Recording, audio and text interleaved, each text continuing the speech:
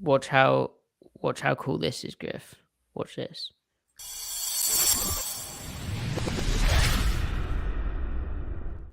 Although the banner kind of got in the way, didn't Wow, it? that Yeah, was something. yeah. So good. You could do it again. Watch this. Yeah, do it again. Yeah, I'll do it again.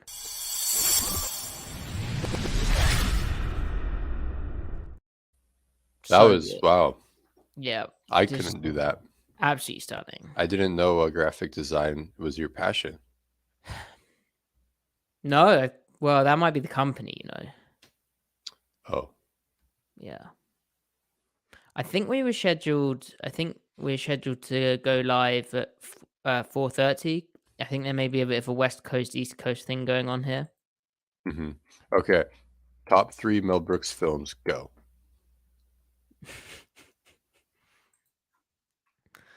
I don't think I've seen 3. Really? Hattie. I guess that's more of an American thing. He's probably not a big deal over there, huh? Because you guys have Monty Python and they were contemporaries and all that, right? Yeah, I've seen. Did he write Robots? Robots. You Yeah, mean have the you seen the Robots? animated film, like the Yeah, I remember cartoon? seeing that for my birthday. Like it was like one of the first films I can remember going to Dude, see. no way. I saw that for my birthday too. It probably came out in March, and us being Ah, two Aries, big time we Aries were boys. what if we were in the theater the same day and we didn't know it? You know what? Maybe I across the don't think he Atlantic. I don't think he would have written that. Okay. I'm trying to find a list of his movies. Okay. I can't. Now I love all of them, but my top 3 favorite are History of the World Part 1 is my favorite. I don't think it's his best film, but it's my favorite. Just cuz I laughed my ass off at that movie. Hmm. Second favorite is Silent Movie because it is a silent movie. So it's all slapstick and he made an Oh, actual silent movie be funny in the 1970s. And there's a scene in there where they have to like break into this fucking thing and they dress up in medieval armor and they're trying to be discreet, but they're like making all this noise and slipping everywhere. Oh my god, it's very funny. And then the thing third is favorite. though, like is slapstick funny? I'm not really a fan of slapstick. See, neither am I, but it's like he decides to build the whole boat out of slapstick when he is a very crafty writer. I So see. it's like he's just flexing, and it's Yeah. actually like really good. Like the irony in it is really good, and it's a Mm. parody. It's a satire on silent films. And then third favorite. Oh man, I mean, Blazing Saddles is such a classic answer, but Yeah, I think I've seen that, but I don't remember it. So yeah, I'd go Blazing Saddles. 3 favorite. yeah, I Now, haven't seen any of these films. I don't think really. Maybe I should. yeah. You'd recommend them. Oh yeah. Oh yeah. Now, a movie that I didn't appreciate because I watched when I was in middle school. I liked it, but I didn't really find it that funny because I'm sure a lot of it went over my head, and it was probably one of the more on the serious side of movies that he's done is the 12 Chairs. I should revisit that. Right. So, but In 1920s Soviet Russia, a fallen aristocrat, a priest, and a con artist search for a treasure of jewels hidden inside one of 12 dining chairs lost during the revolution. mhm, Wow, mhm. that sounds hilarious. I think it's a poignant film. Ah, poignant. There you go.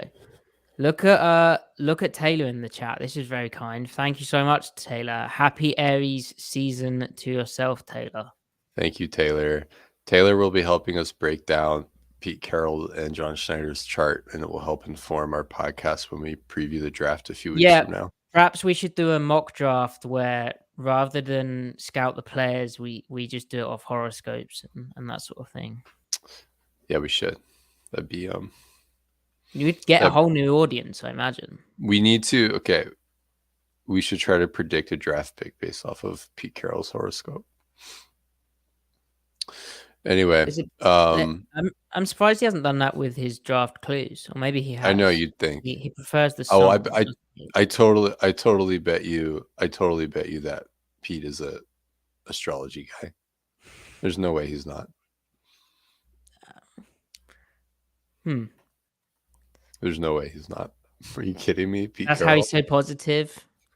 But then surely there's, I guess there's different branches, right? Like you could always choose to be positive about the signs, or you could just think you're going to die all the time.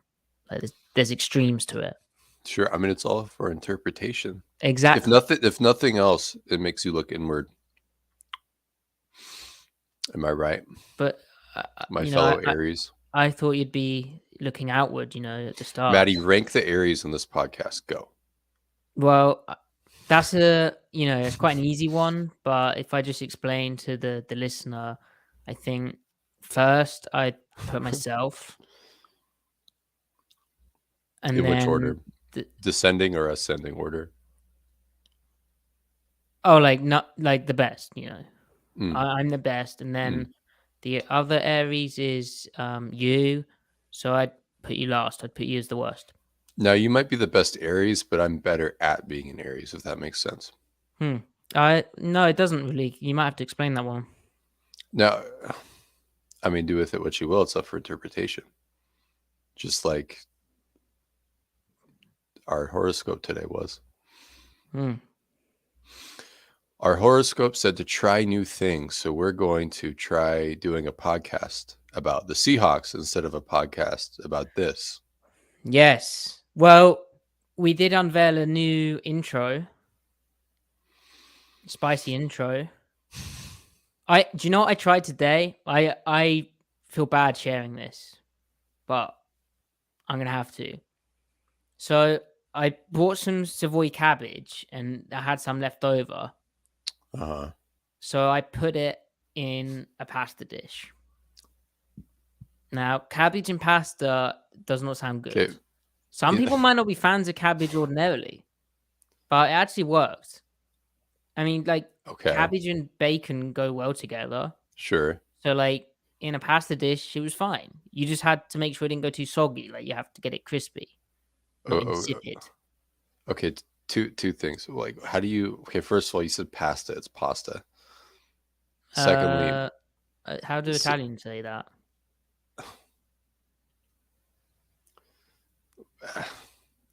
Maddie. So and then secondly, how does the idea of putting cabbage in pasta even come to mind? I just told you I bought some and the rest of it needed using up. And so I was like, this is going off. This is bad food waste. I don't have a rabbit or something to feed with this cabbage other than myself. Yeah. So I'll just put it in there. Now, granted, I mean, the Italians obviously put herbs and stuff in pasta, and plants find their way in there. They do. They just have that habit of just getting in there. So I guess, but no, you said it went all right. Yeah. I would not be surprised if Italians had done this before. Now, Maddie, I would have kept that to myself, but thank you for sharing. It's very brave of me. I think. That was a leap of courage. Maybe.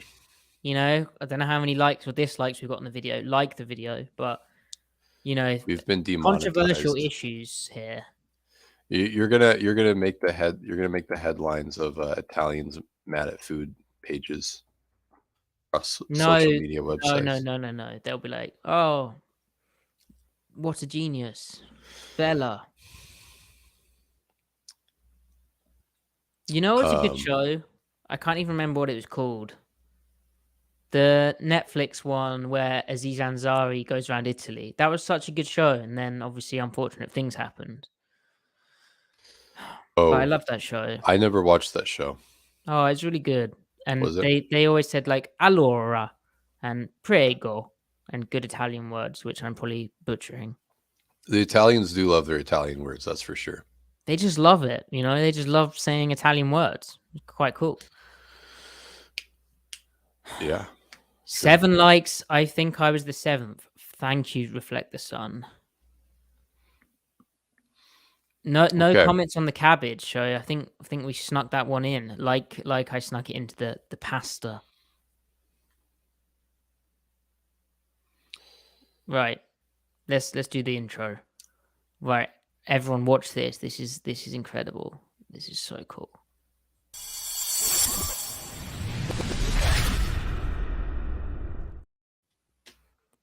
Welcome to the Seattle Overload podcast, where Griffin and I are diving into the news that the Seattle Seahawks have re-signed Bobby Wagner. Now, obviously, he had a year out with the Los Angeles Rams, but he was a free agent after the Rams released him. And so Wagner is reunited with Seattle. We have come under attack for some of our views on this. I think we're calling it how we see it. I don't think we certainly don't hate Bobby Wagner. We love him. He's a legend. But Griff, the deal in the inside linebacker room, Bobby Wagner being 33 years old, the deal being reported as initially $7 million. It's now up to $7 million. It's a 1-year contract. How do you feel about this? I don't know. I different angles to approach it from. I think that based off of who's available at this point, or at the point that he signed in the free agency, he's probably the best remaining linebacker. It is a little weird to me to spend. I guess it's up to $7 million, so not a legit $7 million, but what could be a combined $10 million on external linebackers when, Bush, you don't really know what his floor is at all. I mean, let alone his ceiling. And then, with Bobby, it's just, he is what he is at this point. He has some, some qualities, right, that you can use correctly, but it does make you have to do certain things schematically that we'll get into that can kind of hamper your scheme potentially. And it's a controversial opinion, but we liked what Cody Barton could do, especially in coverage. So it just seems like a weird, trade-off, like opportunity cost here. And then I also think about how, if Cody signed for $3.5 million and Bush signed for $3 million, and then you go and sign a Bobby additionally, and then you go sign Jaron Reed for $3 million. I mean, they spent potentially $13 million on players that don't feel like they got better at any of the positions. And had they just kept signed one linebacker instead of two and signed the better one, they could have then used that extra money to, instead of signing Jaron Reed, make it really easy to bring back Poona Ford or bring back Shelby Harris for 1 year even, which is the same theory behind the Reed pick, because Shelby Harris is certainly a better player than Jaron Reed right now. He's probably looking at $5-6 million. So I would happily pay Shelby Harris double what Jaron Reed's getting if you're trying to squeeze money. So it just feels like really weird allocation of the remaining cap resources after the big splurge in Draymond, and then the fairly big splurge in Julian Love. Both moves that I like a lot, but it just feels odd, the whole thing packaged together. But I'm choosing to embrace what they did, and I'm curious to see what they do. John Schneider's comments kind of assuaged some fear. Maybe fears is a little too melodramatic, but they kind of show the awareness they have of his play right now, and they want to use him accordingly. So I'm a little calmed down, you could say. But yeah, what was your gut reaction? What did you think? Well, we're quite dull on this podcast, aren't we? Because we often are similarly aligned in our views. And when Wagner was released in 2021, well, he wasn't Aside released. from like who the best Aries is, but beyond that, Yeah, that's a massive divisive debate. But no, Wagner wasn't released in 2021, was he? No, he was. Yeah, they cut him. Yeah. When that happened, we saw the writing on the wall, not just because of he was going to have a high cap figure, but like his legs had gone, burst wise, agility wise, his ability to change direction, that had disappeared. And so with Jordan Brooks ascending, being a very good mover and kind of in that Mike build, if you like, it was the obvious thing to do.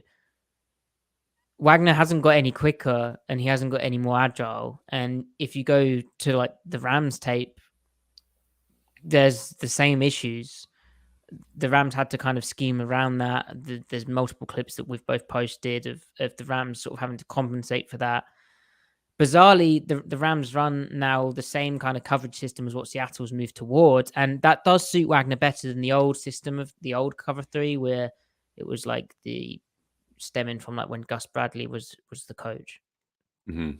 In the it doesn't task them with dropping to a spot and then matching various issues so much. They're kind of more matching up on the three receiver, and they're able to hug the check down more, and both seams are matched, so the linebackers often covering just less space.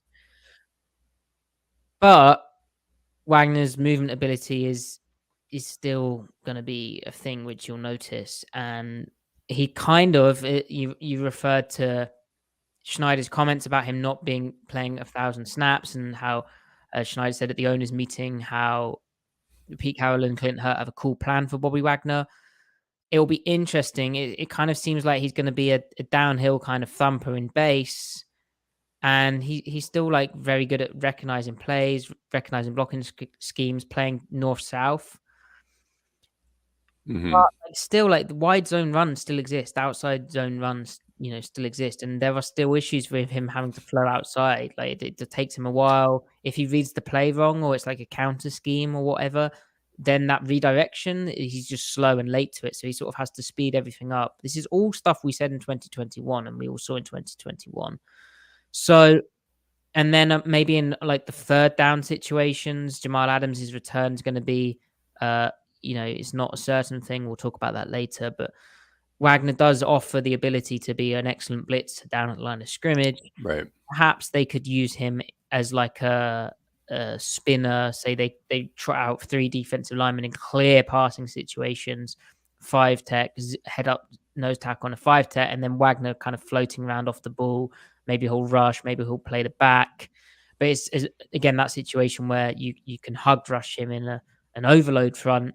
You have a 1-tech, a 5-tech, and a 9-tech away, and a 9-tech to the other side with Wagner mugging the open B gap, and then he rushes the back basically, and that basically keeps the back in. You should know what an overload line is because it's literally the podcast name and the podcast drawing.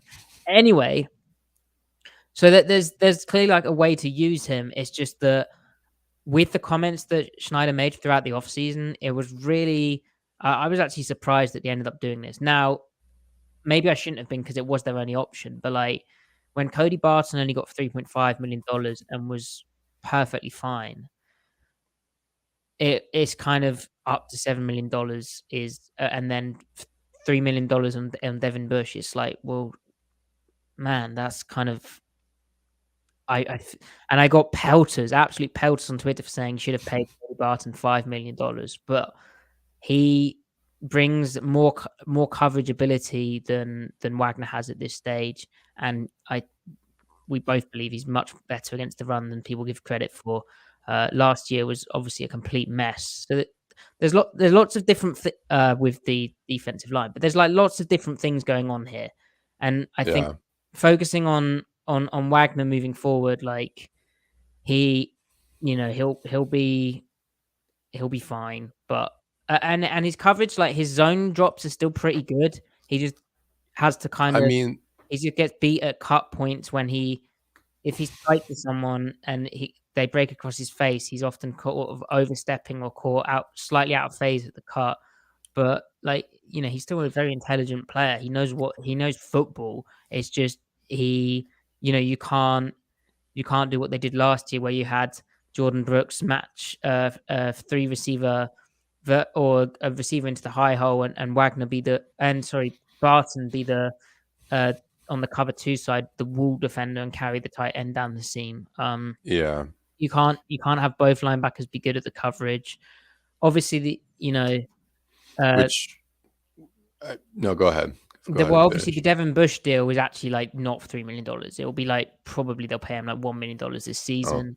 And like you need in a 3-4, like with Seattle moving to a 3-4 personnel, you need to get different types of special teamers, and often that can be some of the outside linebackers, but also like you need inside linebackers, and maybe Bush pans out, but it's kind of like it's almost like a better version of what Muse was last year. I think in their eyes, like they know what Muse is. Like maybe Muse will return eventually. He was Sure. very present on special teams for Seattle, but Bush is kind of like, oh, maybe we'll see what he can do at linebacker. Maybe he can offer a bit more than Muse did at linebacker and also play specials. But yeah, the Wagner stuff is just like, So it's so obvious that he just doesn't have it anymore in terms of yeah, like his ability to cover and in certain ways, and so it limits what you have on your plate, your repertoire,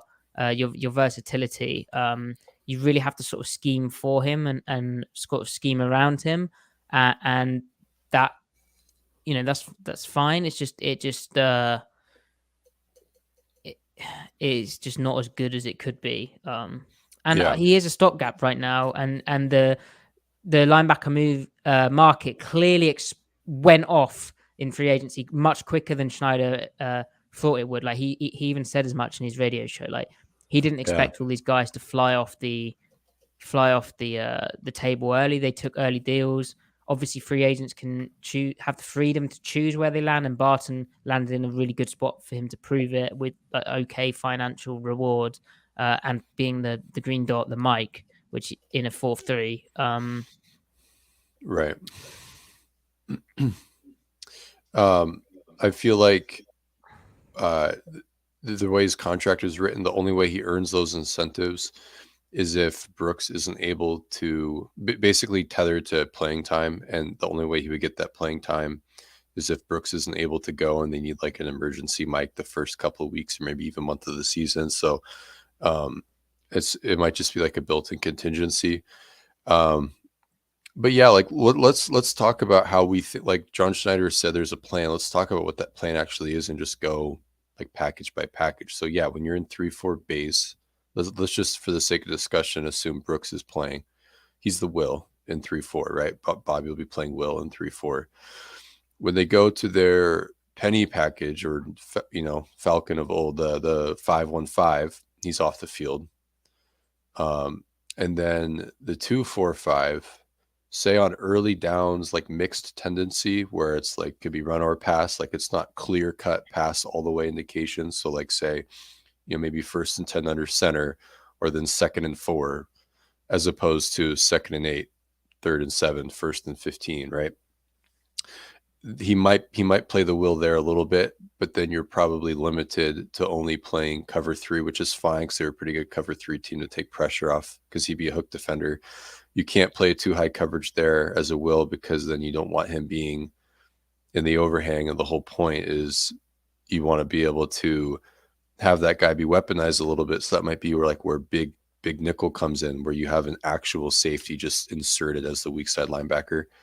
Yeah, like or even Bush, like in theory, or has the Bush movement ability to probably do that. Yeah. Bush probably filters it. Now, if there are positions where he has to, he's just relegated to being a quarter flat defender. Like you said, limited to what you can do in coverage. That means basically they have to play quarters to that side, or he could play a spot drop, cover 2, curl drop. But when they play cover 2 to the weak side, to 2 receivers, it's usually because they want double coverage up the seam. They want a guy matching that route. So I think they would only cloud like a number 1 receiver if they didn't like the matchup or something. So, but he's probably just going to be relegated to either being like a hook defender in cover 3 or a flat defender in quarters most often. And that limits, like you're saying, what they can do. So in the mixed down situations, is probably either big nickel or Bush, like you said.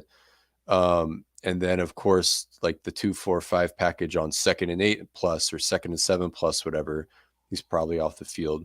But then when you get into the 2nd and super long, 3rd and long, he might be part of some interesting blitz pressure looks, right? Where maybe even if it's like a 4-man rush still, he could still be part of that with like a 2-3-6 look or something.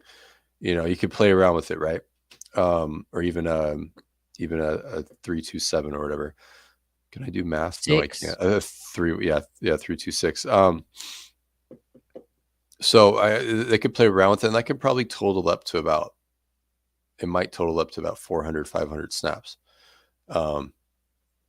Yeah, so But Sort of on that point, Carol at the owners meeting, when asked about like what the system looks like with Wagner returning, we first said he needs to come in to compete and battle his tail off, and he's obviously going to add his leadership as well.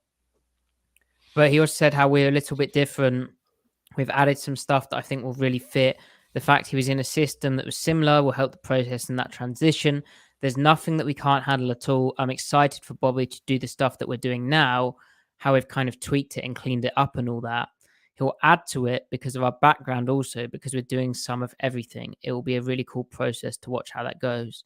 So, some of everything, that refers to, the old system like 2019, 2020. Maybe that's a hook drop in cover three. I don't know. Like, yeah, it'll be interesting to see. But like, they're clearly attempting this kind of ambitious blend of what worked in the past, what they tried to do in 2022, and then trying to fix the 2022 issues with a bit of the old and maybe some new ideas, some new evolution in the coverage system. to me, so last year, the one thing that was a resounding success last year was the way they played. Well, forget about what the tape says. Just statistically, they were a very good cover three team. In fact, when they rushed four, so meaning not blitzing, they were the single best cover three team in the NFL last year, by EPA, and that's even if you remove turnovers, they're still like fourth. So it's not just those three goal and interceptions inflating it. They were really good last year in cover three. So I don't think Carl Scott would feel inclined, now that Sean Desai's gone. Carl Scott's kind of like his de facto replacement. I don't feel like he'd be inclined to want to switch up the way they play cover three, and maybe Pete doesn't either. But the way I interpret Pete's words about kind of going back to what looked in the past, to me, that's just applying the same packages just at different rates, which is basically because what Ken Norton Jr. did was essentially working out of the same concepts that they did this past year. It's just how much of X, Y, and Z. It's not what the X, Y, and Z is. It's Mm-hmm. just how much of each, right? So I feel like it really starts with just applying their packages a little bit more soundly in the right situations, and then spice it up here and there within each package. Have different complementary calls, like we talked about. We want to see more fire zones to help kind of scheme away weak spots of certain fronts against certain runs, and then making sure that even though if it's fixing the run, it still has to be tethered to how you defend the play action concept that will be paired with a lot of runs you see. So hopefully it's just getting back to what worked in 2021, but with slightly spiced up way of playing cover three, with really exciting back end talent with your young secondary, and then the depth at safety, and then getting better pass rushers, and theoretically put all those ingredients to the oven. A really nice cake should come out the other end. How about that? I didn't even mean to make a metaphor, but I mean, you There's a started it cake. with your pasta. A I'm cake ending it. coming out the other end that sounds like it's a Oh, sausage. yeah, you're right. I don't know. Because there's only one access point for an oven, so I don't know why I said the other end. Maybe the other end in the metaphorical sense, like in time. Yeah, or You know, it's like a two-sided oven. Like there's a maybe is that a you've thing? got a whole station here where one person puts the unbaked cake in, and then on the other side there's the icing department who take the Oh, like cake a out, let it rest on the rack, and then ice it up. like a conveyor belt thing, like Right. a cake factory. Yeah, Damn, it's a cake factory. It's damn, full on assembly. We're talking like a team of like 50 sure. plus. Oh This is yeah, big I time. imagine. I mean, the cake industry world pumps out a lot of cakes every day.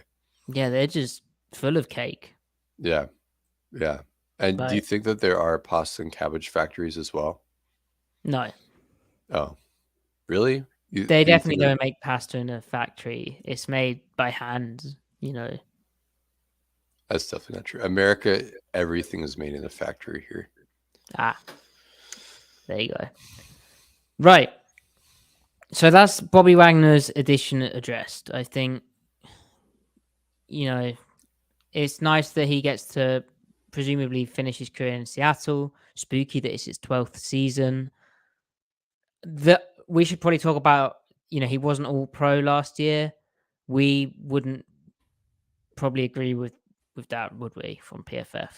So And so also the All Pro voting is obviously not PFF, but PFF had him graded as their number one linebacker. There appears to be a bit of a relationship, you could say, with certain positions and PFF grades, and then Pro Bowl, All Pro voting.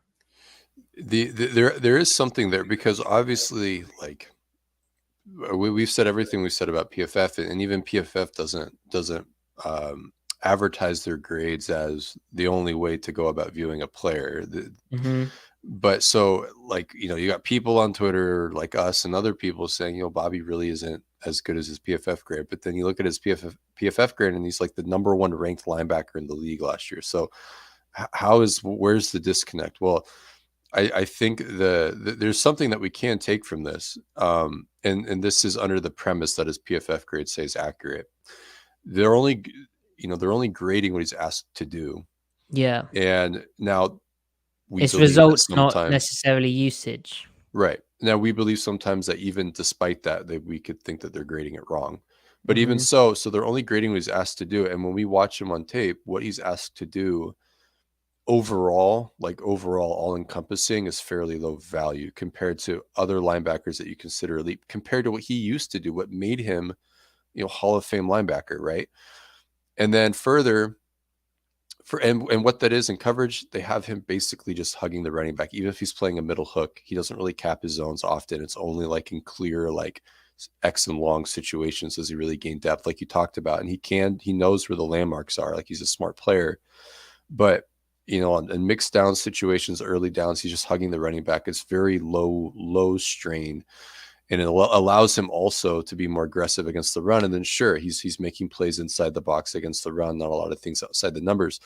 But so it's basically low difficulty, but the point there is that he can execute what his athleticism still allows him to execute at a high level. So that's something, and that's why he talked about the use. What we talked about, the usage will be really important. And if they make it so that they put him only in his spots without it hurting the scheme, he can create negative plays for the offense still. Like, that's something to look forward to. Additionally, though, someone who works for PFF, I forgot their name, I feel bad, but he released a charts of free agent linebackers grades over expectation, meaning what is the average grade based on each snap's responsibility.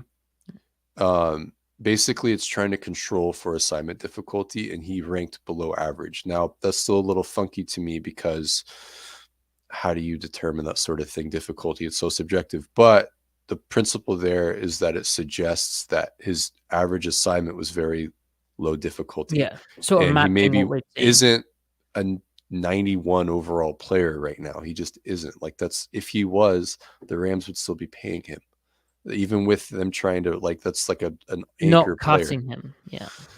or They'd or at have least never try to traded trade him. him. Yeah, Some yeah, team would be that's trying to win now. I'd be like, oh, give me that. Give me a 3-down linebacker. You know what I'm saying? It's just not who he is right now, but it can yeah. still work. It So is interesting how he's not a three-down linebacker in the conventional sense, and that is kind of with how much the league passes. 3 downs, not really what it used to be, especially at the linebacker position. But in the kind of abnormal sense or the atypical sense, he is almost a 3-down linebacker in that, like, okay, he can play downhill and he can sniff out the run. He can still beat blocks. He's pretty good at doing that. But also, then on the third downs, like when you talk 3 down, the third down, we're talking about defending the pass. Then he can add a bit more in he can be a part of a blitz package. He can even just be a rusher, find a way to get him the right matchup. So he can yeah, still contribute to all phases, just in a different way to what you might expect. And like, if he wants to have a longer career, which he's had a great career, he's made a lot of money, he represents himself, so credit to him there as well. Kind of leaning on his ability to beat a guard in close quarters as a pass rusher, that is a real area that he could you feel he could maximize that more. I think he could make more yeah. of I mean, that. I've always thought that he could have had a second life as a Melvin Ingram type pass rusher. Yeah, Like, Yeah. all over the line type of guy. If that was actually what he did, I mean, there are edge rushers right now that have his composition. There are a few of them, but they exist. So, Yeah. So this is an interesting question. Mark Reeves, thank you for your donations, Mark. And thank you for the kind words as well. Mark Reeves asked, perfect scenario to fix linebacker this offseason. Well, I'd have said you kind of needed to re-sign Barton, and then you'd have needed to fix the interior of the defensive line, and they haven't done either of those. But right now, where they're situated, Wagner is a stopgap, and Bush is a stopgap. Bush is like a kind of low cost flyer. Like if it pans out, then amazing. And obviously, there's potential there, and the fact that he was such a high draft pick. Like he was such a high draft pick for a reason. Maybe they can untap him. They can find a way to get him to fulfill what he promised early on. But really, they can't fix linebacker any more than they have done at this point. Like the draft class is pretty bleak from what we've seen. Like, please do suggest names. Jack Campbell, maybe they consider him because of how they're playing. Like if he's like the kind of downhill dude, but and like smart and reading out the play and playing the run as like an early down thumper. But like in terms, I don't really like the idea of that in terms of the ceiling. And like the we like the coverage, the guys you can add coverage stuff to. But the way the game is going is you either have like a Jack Campbell who runs at a 4.7. Well, he looks like he runs a 4.7. He actually ran a bit quicker than that.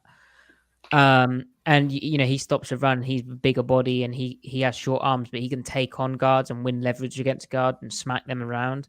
Or you have basically guys who are really light and coverage guys, and basically what safeties used to be, which again something Schneider spoke about, where you have right. like a Dayon Henley who's like 220 pounds, and you don't really want him taking on a guard necessarily, but he can slip a guard because he's agile. But in coverage, he's like astonishingly good, especially like man to man. Like he still could learn some of the principles of zone and matching, but man to man, he's incredible.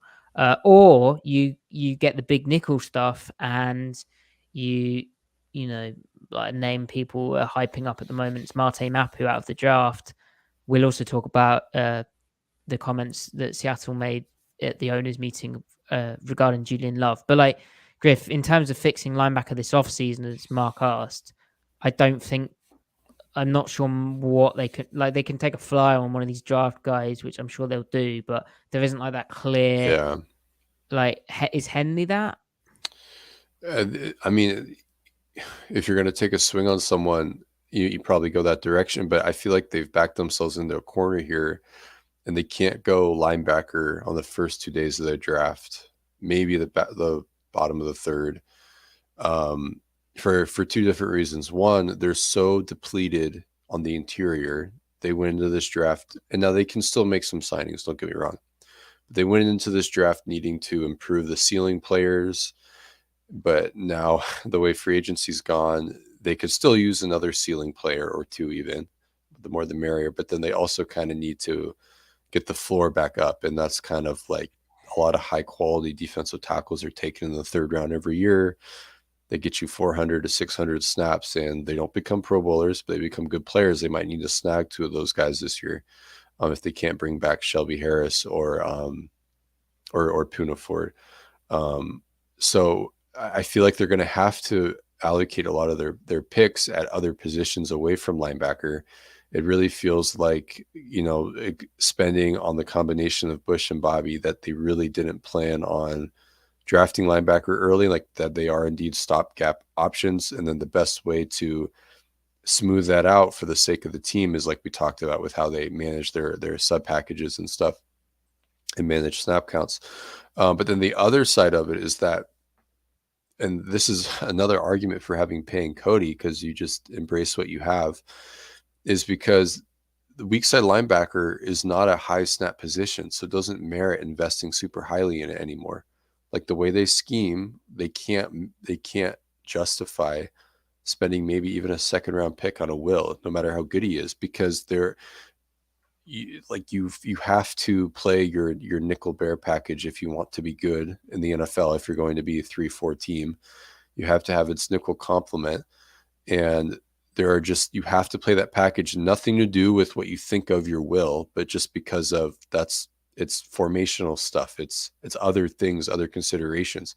So because of that, no matter how good your Will is, he's not going to be 1,000 snap player like your Mike is. He might be a 750 snap player, but like it's just you don't have or maybe even less than that. It's just I don't think you can merit investing that high on a guy that you can't play as much. And that's a different conversation at linebacker than it is for like defensive linemen, where 700 snaps is almost the most you want them playing, because you'll grind them into dust otherwise if you play them 1,000 snaps routinely. So I don't know. I feel like they have to be third round linebacker drafters now from here on out, pretty much. Granted, Cody Barton was a third round pick, so Henley feels like he should be a third or fourth round pick, but the cupboards are so bare this draft for linebackers that can really run, and not just run, but were shown to do things in coverage. That's the problem with evaluating college linebackers. So few of them are asked to do in college what they will need to do in the NFL, and that's why there's so many of them are projections. So I don't know. Maybe there's some other guy that they really like. They just see the traits there and they think they can coach it up. And with the linebacker situation seemingly being settled for now, and again, the safeties and everything, maybe year one there won't be any stress on them to perform right away. Yeah, but they are in a tough spot from like last draft. There was an interesting amount of like day 2 to day 3, like late day 2 to day 3 dudes who could have contributed. They could have drafted one of them. They didn't, and then with their decision to with Barton's decision to leave, but also Seattle's decision to obviously not give her an offer, which was enough to sway him in the quick fire of the way those guys flew off the board. They just don't have like the proper planning at the position, and then Jordan Brooks' ACL injury compounds that. Right. So it's unfortunate. It finally on the linebackers. Schneider said how Bush is an explosive player who'll come downhill when a guard is pulling and just strike that dude. He's heavier than Cody. Cody's more like run and hit, but this guy is like he just feels heavier at the point of attack. Now, I feel like that's because Bush is like 5'11", which helps him. He has natural leverage, pad level, and the density naturally is going to be higher. But I yeah. mean, one of his problems at Michigan was, he liked to come downhill, but that doesn't mean that he could blow a guy up if he tees him up right, but like stacking and shedding, he doesn't. If people couldn't tolerate Cody Barton, then they're not going to tolerate Devin Bush doing the same thing. He just doesn't. The guys that can do that at linebacker routinely are very rare. Like we're spoiled by Brooks, Bobby, and KJ at that aspect. Like very few of them exist really so much. And this is the other thing. Like I post examples on Twitter of the Rams, which was rare, being out leveraged schematically against certain runs, and Bobby Wagner is getting blocked by tackles and tight ends, and even if he gets off the block, it makes no material difference to the outcome of the play because they're out schemed. Like Cody Barton, when he was on the field and they schemed what I ascertained to be as soundly, their numbers were very good. Not bad, but they were very good. The linebackers last year were in a complete car wreck or as I'd say, car crash, where they're playing in front of a 2-4.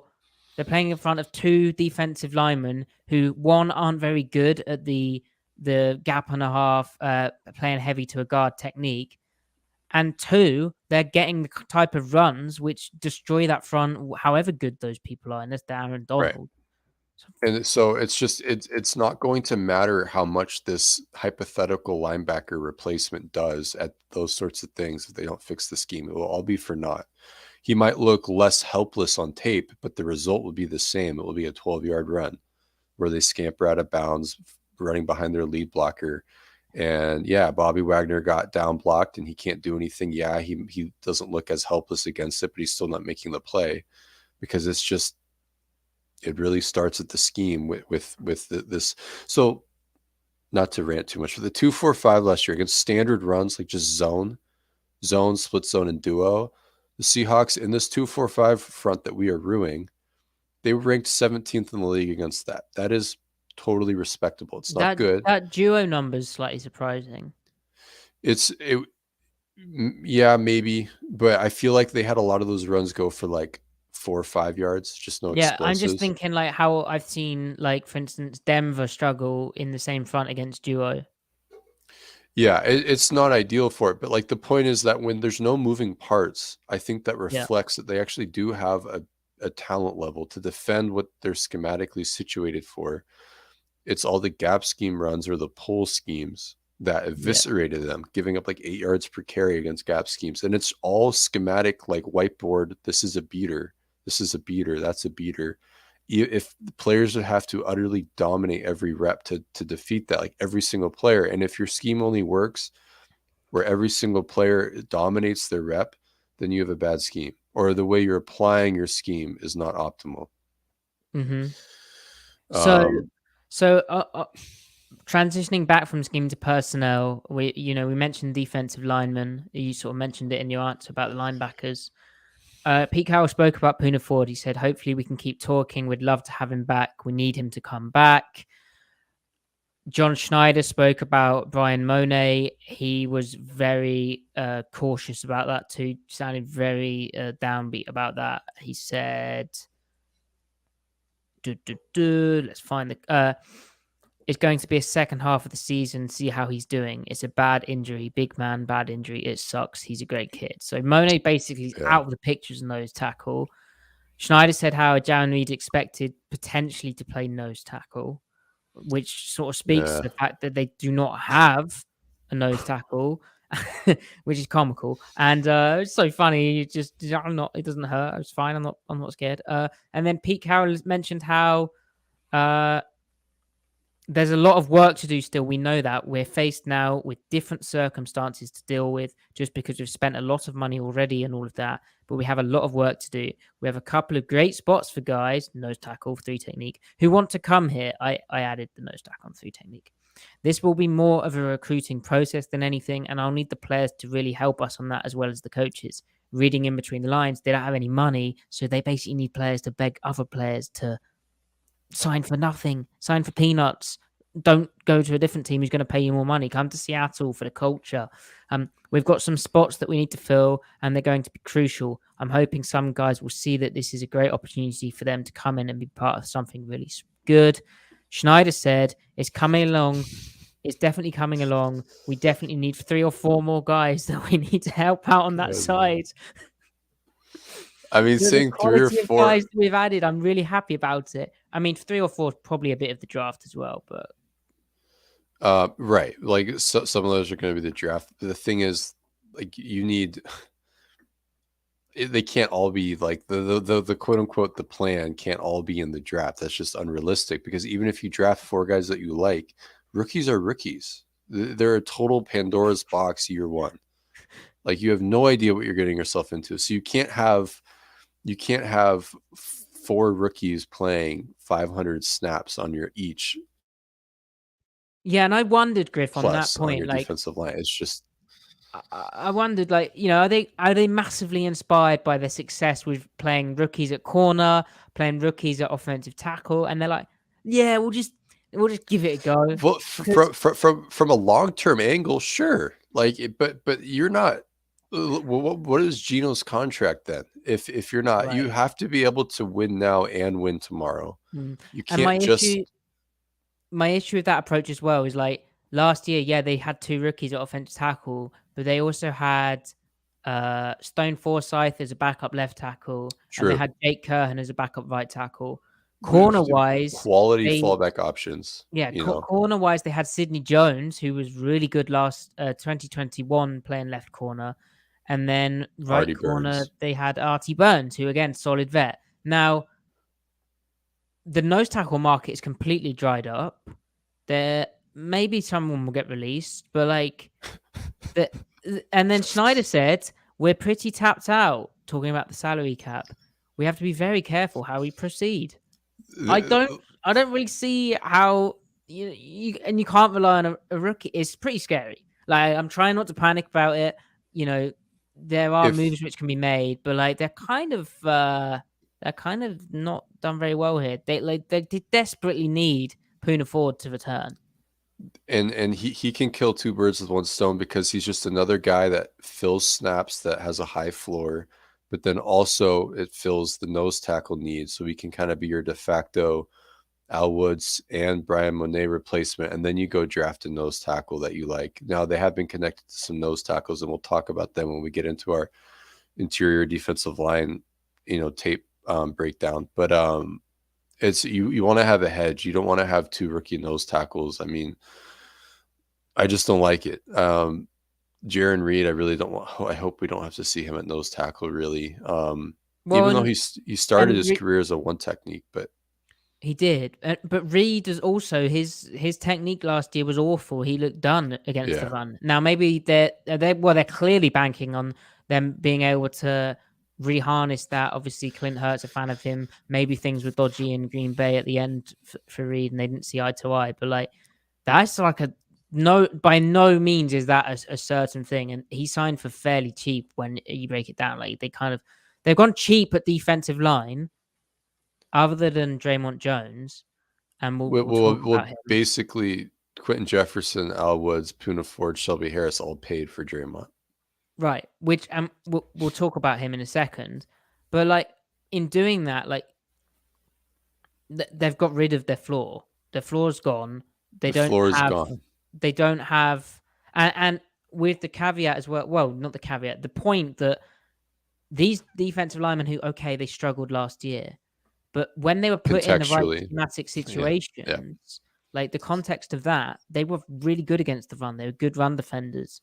Not no like every league wide people struggle in the schematic situations that they were placed in. And the balance and the bad mix that Seattle had. And the mix that the coaching staff speaking about getting better schematically, having a better mix, having a better balance to defend the run.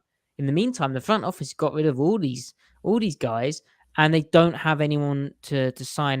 They're running out of resources. So Draymond Jones, obviously, they went big for him.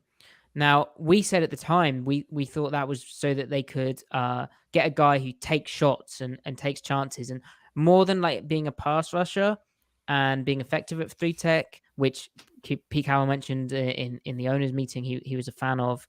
But more than that, he has versatility to do other things as well.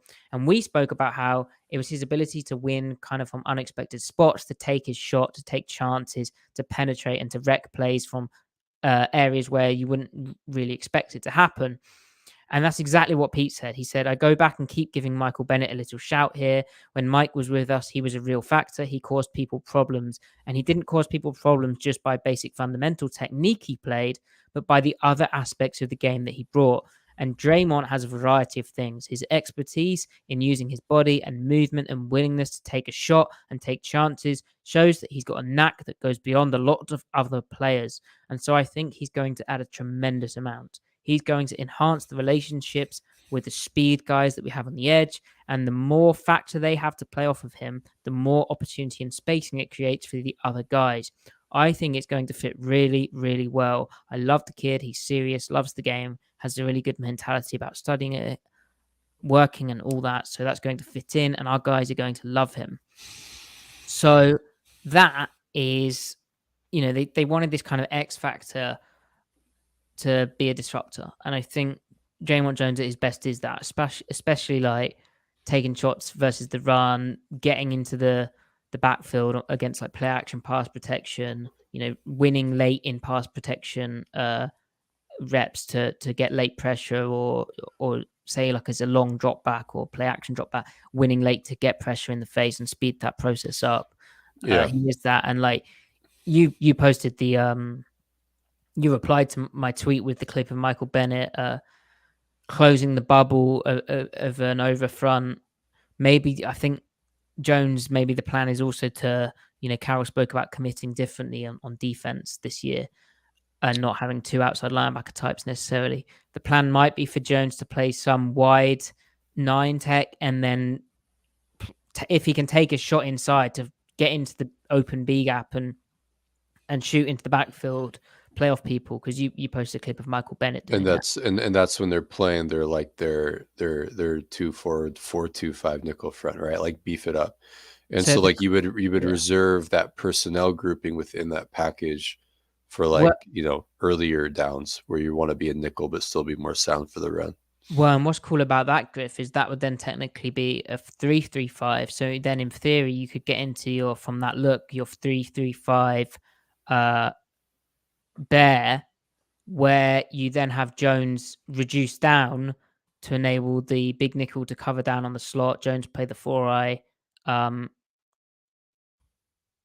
then you bump everyone along. You can play your middle field open stuff, and you could even have Jamal Adams as if you needed it. Jamal Adams plays the second wide 9 edge to get into the bear front look if you wanted 5 down. But you can also play like the kind of mint stuff where you have Jones as that 4-eye, you have a shade to him, and then you have Adams covering down on the slot, or maybe Julian Love. So that's cool. Interesting. Also, Schneider said they didn't think they'd have a shot at didn't have a chance at Draymond Jones. We thought his market would be even stronger than it ended up being. And quite honestly, we got in later in on the day. It just kind of happened. We had been in contact early in the day and been working on something else that kind of led to that. That was probably Zach Allen, which implies Zach Allen was their first choice. But, all good. Schneider just characterized him as a big long 3 technique and a guy that can be an inside pass rusher with length. We were playing against Calais Campbell in Arizona for so long, but like Draymond Jones is not that. He is more of like a kind of 5 tech. Like he's kind of outside, inside, inside, outside. He's not got the size of a Calais Campbell. But that transitions nicely to the Julian Love signing. Now, we said at the time, again, we're kind of patting ourselves on the back here, we'll just allow it. We said at the time that Julian Love was probably more of like a big nickel type, like a 3-3-5, to enable them to do a bit more of the kind of stuff where, okay, Kobe Bryant is great. Pete Carroll said he has the potential to be one of the best nickels in the league and will be that. Told me that in Germany. But you don't want him. So you're fine with him covering a slot, but you don't want him having, against certain formations, certain flanks, having to set the edge or get involved in a run fit as much. Remember, Ugo Amadi, he didn't have to set the edge, but he did get brought into the run fit, but he did have a safety background. And Ugo was kind of more of a safety nickel, even though he was small. Kobe Bryant's more of a corner nickel. The other thing as well with Julian Love thing is, well, with the Kobe Bryant and nickel thing, now they're running the bare front, and the way that they do it in middle field open, where they could use the nickel as a second edge against certain flanks. That's what I mean by setting the edge. Kobe Bryant is not a fit there. But Julian Love could maybe free Jamal Adams to do that. I think he would be okay doing that in a pinch. He's more of that kind of type. And Schneider confirmed, he said the Julian thing had nothing to do with Jamal Adams. It's great if Jamal can't go right away that we've got a guy, damn good player, but yet that wasn't a statement on Jamal Adams. And Pete Carroll said, I know there's some conversation like what we did with Julian. Does that have some impact on Jamal or Quandre? It doesn't. We have a clear thought of what we're going to do with our guys and how we want to play them. We feel very fortunate to have all our guys. And he said Carroll said they'll play together a lot more than 25% of the time. That's Adams, Diggs, and Love. That also includes dime, where you have 3 safeties out there and it's clear passing downs. But that implies to me that the base defense this year is going to be, now they need a nose tackle, but I think they're thinking a 3-3-5 that can adapt into an over the 2-4-5 look, the over G look, but also they can play bear out of it. And obviously there's subs as well. But yeah, Griff, you haven't spoke for a while. Yeah, well, the Love thing, like he's not. I guess like yeah, he's a big nickel type. He's really, even though he's like not super heavy in a cover three system, he's more so like the strong safety type. He can play over the slot, but more so on tight ends, or he can play over a receiver, but never with like a man up assignment, more like an inside leverage or maybe outside leverage matching, but in a too high system. So he has immediate safety help, right? Like like with Ugo Amadi, like the Ugo Amadi brand of nickel. But I guess the question is, do you see there being any hope for him being the type of corner that can play cover one man coverage in the slot on a speedy slot receiver? Yeah. No, So they still don't have that guy. I mean, Kobe is supposed to be that that guy, but I don't. I don't know if that guy exists anymore. That's very true. And in a too high world, do you perhaps now all these Fangio teams, they like to play cover one. When they have good cover one personnel, they play a lot of it. So it's kind of a weird state that they're in. Yeah, and we should say as well with Love, like if you look at the college teams, Griffey even theorized the possibility of uh, Tariq Woolen moving into the star role, like the nickel role, the slot role, because the college teams like Alabama, Georgia, their best athlete is this nickel type because it's like, or what they call the star, because it's like the Because guy who comes down to the passing strength, he has to be able to cover down on a slot and do a bit of coverage, but he also has to be able to set an edge from a kind of apex yes, position, yes. and he also has to fit into the run. So that is like literally, your best player because they play in so So much space. They have so many different things on their plate, and and the better they are, the more versatile you can be with them, and the more versatile you can be in your whole front structure. So they make the whole thing work. right. So, but because offenses are basically forcing defenses to find slot defenders that can defend the run, that's kind of taking the classic man slot cover one guy out of the equation because those guys are 5'9", Hmm. 5'10", 170, 180, 185 pounds. Yeah, So it's and kind of like the run game has phased that guy and out you of the can't really play league, cover one.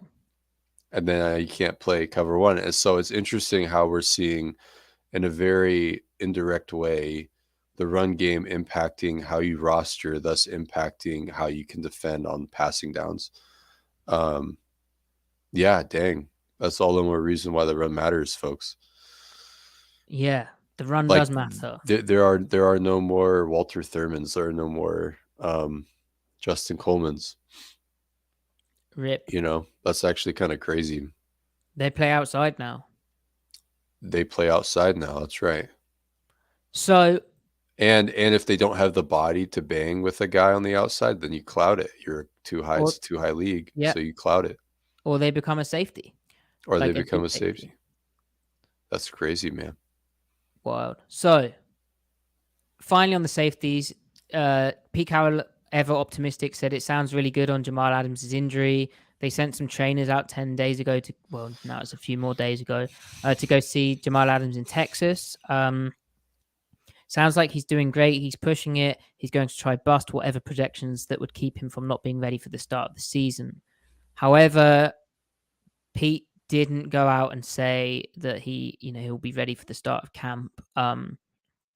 He said that's not what the doctors are saying. They're being more open, allowing more room to see what happens. So we'll have to see with Jamal Adams, but like good news that it's a positive, I guess. And finally, on the O line, sounded like they knew that Austin Blythe was going to retire because apparently when they signed him the first time round, apparently he was considering his career then. So they always knew in the back of their mind. And so the Evan Brown addition's a really good thing for Seattle that they got that done. He was like obviously a priority guy heading into free agency. They got him signed. They got him a center. So excellent. That is the owners meeting. It's also noteworthy that Draymond, not Draymond. It's also noteworthy that Jody Allen attended the Seahawks owner. She attended the festivities. She was part of the owners meeting, and she lent her private plane to Pete Carroll and John Schneider to go to all the quarterback pro days, which Carroll said Gino's been cool. He's fine with them doing. So that's also wholesome. And it's funny seeing all these selfies. And I'm sure we'll get an Anthony Richardson selfie, just like we got a selfie of Will Levis with the Seahawks decision makers, CJ Stroud, and Bryce Young. Griff, do you have anything more to add on the Seattle Seahawks? If I was in those meetings with the quarterbacks, and, you know, when you ask them off the wall questions, I'd ask them if any of them have even heard the name Mel Brooks before. And then if they Right. did, I'd say, "What's your favorite Mel Brooks movie?" Oh, I feel like Spaceballs exists in the cultural zeitgeist enough. Like there's a common denominator there. Like everyone's heard Spaceballs. I've never seen it. But you've heard of it, right? Yeah, vaguely. Is it good? Yeah, it's pretty funny. It's a Star Wars spoof. Oh, that sounds alright. Yeah. I mean, I think I would not be drafted by the Seahawks based on this. Like, if the Mel Brooks thing was their consideration, it If I sounds was like in I'd be charge. done for.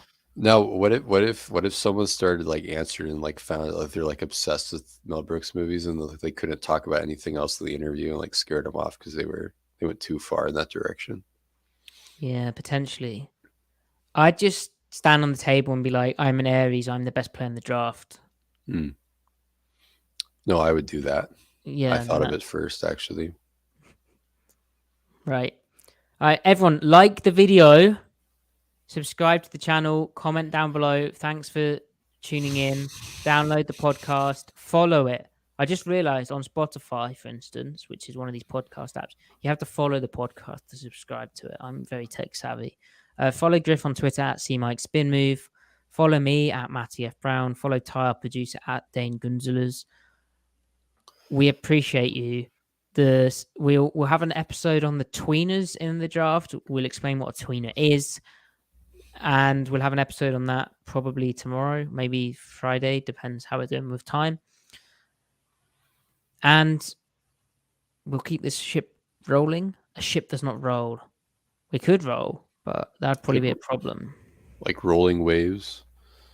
That Yeah, kind of work. Although I don't know if that's really a seafaring term. You might get kicked out of the sea club, the boat club, if you say, "Let's roll." All right. You know what? The marine uh, section of the Seattle Overload audience, let us know in the comments what are some boat terms for when you Mhm. want to get going. But beyond set sail, everyone knows that. Yeah. We want to hear some from some mariners. Like we got, Nicolas Cage and Gone in 60 Seconds. We got Let's Ride. Look at you, all these popular Um, culture you've references. got Let's You just got Fly, which is a the common one. Even Travis Homer coined that as well. But when it comes to let's when it, go. let's go, yeah. But when you're on that Victoria Clipper and it's time to set sail, well, you're not even sailing because there are no sails on most modern, aquatic vessels, right? So what do you say? Let's I don't know. No words are coming to mind. Goodbye, everyone. Anyway.